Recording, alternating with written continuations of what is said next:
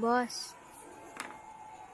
Hindi po muna ako ngayon makaka-attend ng meeting nyo dahil tinatapos ko pa po yung mga papiles na kailangan nyo.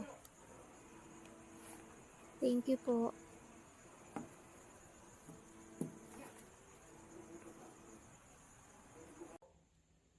Oh, hello. Ganun ba? Okay, sige. Hello. Sige, basta yung mga papeles, kailangan ko na dapat bukas.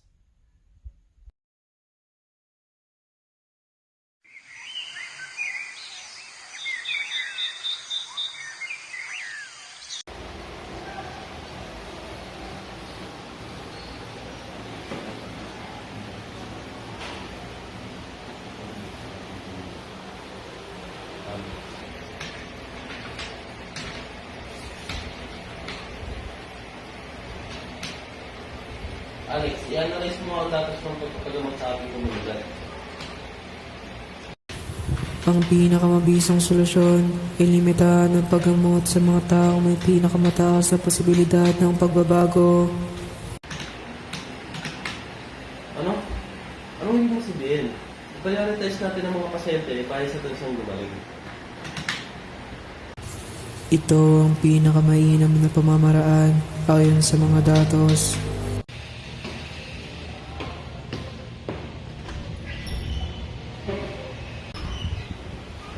Ano bang problema?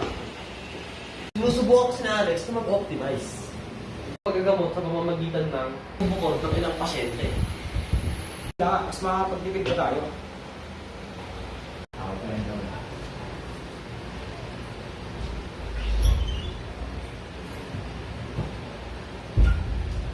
Anong pinagmimitingan niyo?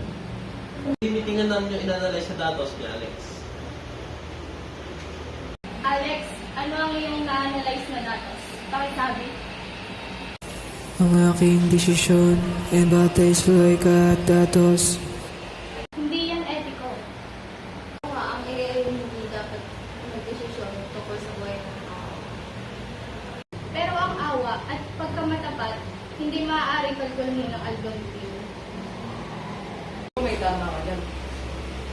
Matalino ay hindi kailangan tumasa sa artificial intelligence. Pangalan po ano everyone?